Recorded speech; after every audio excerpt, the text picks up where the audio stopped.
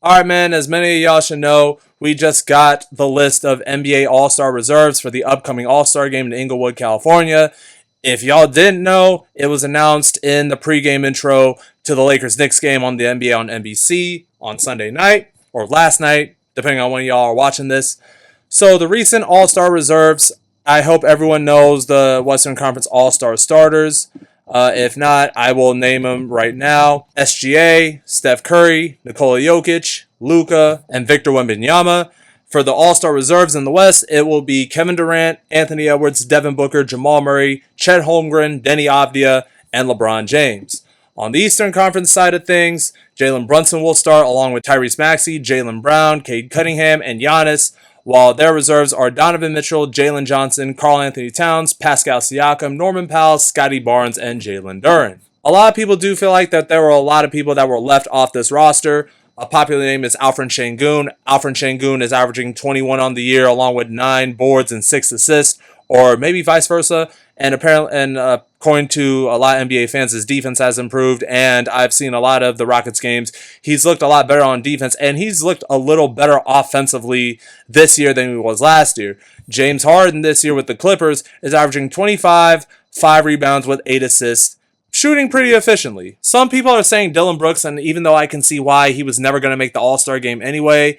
And a lot of people are saying Austin Reeves, which I believe if Austin Reeves did not get hurt, he would definitely get a place in the All-Star reserves because of the career season he's having. But the problem is he's been hurt for, I think since last month or December. He hasn't played in a good while. So both Austin and Dillon are completely different cases. So I can see why they wouldn't make the All-Star game, or they didn't qualify to make the All-Star game anyway. But the one guy I felt like got snubbed the most is Kawhi Leonard. Now, before y'all say anything, I know that I am not the only one that thinks this, and I understand that Kawhi has that aspiration scandal that went on during the offseason. I have my video talking about that. Y'all can go look at my timeline. Literally 2 months ago, I had my video dissing the Clippers after they dismissed Chris Paul from the team, essentially. So I'm aware of the videos I have made about the Clippers.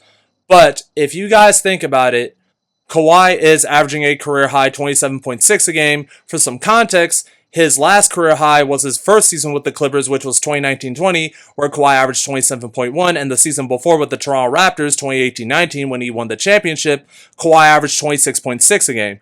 This year, Kawhi is playing arguably the best basketball of his career, and he's averaging a career-high 92% from the free throw line. Obviously, Kawhi's at his average when it comes to shooting the three at 39%, and he's shooting 49.5%. So Kawhi's having a pretty solid, efficient year. And at this point, the whole aspiration scandal thing died down because Kawhi is still playing basketball.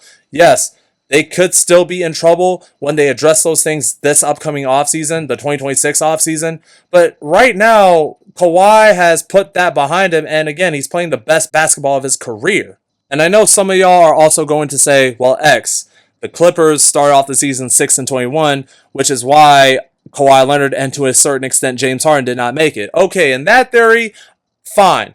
That is a plausible reason for them not to make it. But even then, that doesn't make sense because Kawhi Leonard and to an extent James Harden have led the Clippers to winning 16 of their last 20 or 17 of their last 21 or something like that. And they're finally the number 10 seed in the play-in when things were looking dire for their situation. You know what I'm saying?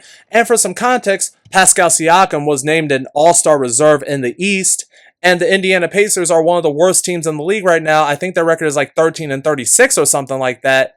And they're intentionally punting the season because Tyrese Halliburton is out and they want their sights set on AJ DeBonsa or Carlos Boozer's son, Cam Boozer, which is partially the reason the Pacers are trying to trade Benedict Mathurin as well. I'm not going to get into that. Y'all can watch my trade video where I explain that situation with the Indiana Pacers. But I digress. And I understand Denny Avdia is averaging a career-high 25.5 a game, 6.7 assists or 7 assists a game, because if y'all want to do the 6-7 jokes, go right ahead, and then 7 rebounds a game. I understand this is what the Washington Wizards missed out on because remember, they traded him in the 2024 offseason to Portland. I would put Kawhi Leonard over at Denny Avdia because Kawhi is not only averaging career highs across the board in his career, but he's leading the Clippers to wins, and potentially Kawhi could bring that Clippers team to number 6 in the Western Conference as soon as the season is done, or the regular season is done. Some of y'all might disagree, that's fine, But I would personally put Kawhi over a guy like Denny. And honestly, I would put a guy like James Harden over Chet Holmgren because I understand Chet Holmgren has been balling for the Oklahoma City Thunder this year. And I also understand that Chet Holmgren has a bigger offensive load to assist Shea because of the fact that Jalen J-Dub Williams has been in and out of the lineup this year. I understand why he would make the All-Star team, and he's been balling. 17, 8, and 7 is nothing to sneeze at, and I think he could be an honorable mention for an All-Star reserve. But when you look at James Harden's stats, and when you look at Kawhi Leonard's stats, you would have a hard time to convince me that Denny Avdia and Chet Holmgren deserve to be there over those two. And that's just my honest opinion. Now, before y'all say anything in the comments, I want y'all to understand I am not saying that Denny and Chet don't deserve to be in the All-Star game because they do. They both have pretty impressive seasons of their own right, and they earn their right to be in the All-Star game. Congratulations to both Denny and Chet. I'm just saying that with the season Kawhi and James are having that helped translate to wins for the Clippers ever since starting the season 6-21, I'd have a hard time arguing that they don't deserve to at least get a spot in the All-Star game as the 9th and 10th reserve or something like that. Again, I understand the aspiration scandal.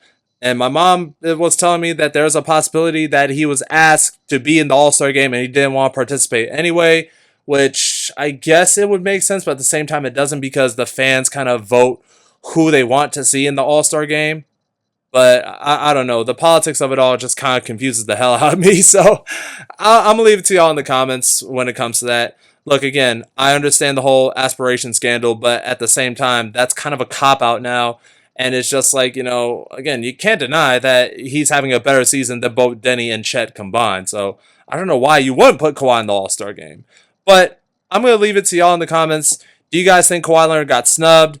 Do you guys think James Harden got snubbed? Is there a name that y'all felt like that got snubbed from being an All-Star reserve? Some people are saying Joel Embiid. Some are saying Dillon Brooks. Some people are saying Austin Reeves for that matter. Even though Joel, Austin, and Dillon kind of make sense in their own ways.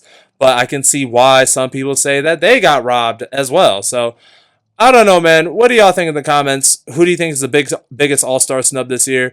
And what do you guys think of this new All-Star game format? I don't want to explain it on here because it's kind of, confusing. Apparently, it's like a knockout round, or I'm going to explain it anyway, so why not? It's kind of like a 3 rounds where it's just it's like Team USA versus the world first, and then, it's a knockout round type of thing. It's kind of confusing to explain a little bit, but I don't know. What do you guys think of the new All-Star game format? What do you guys think of the All-Star reserves? And who do you guys think should be a starter? Do you guys think Anthony Edwards should have been a starter? Or what? You know what I mean? Let me know y'all thoughts in the comments below. Trade deadline is coming soon. A lot of, talks are heating up, especially between Giannis and the Warriors. Yeah, man. Until my next video, that's the end of this video. I'm X. Deuces.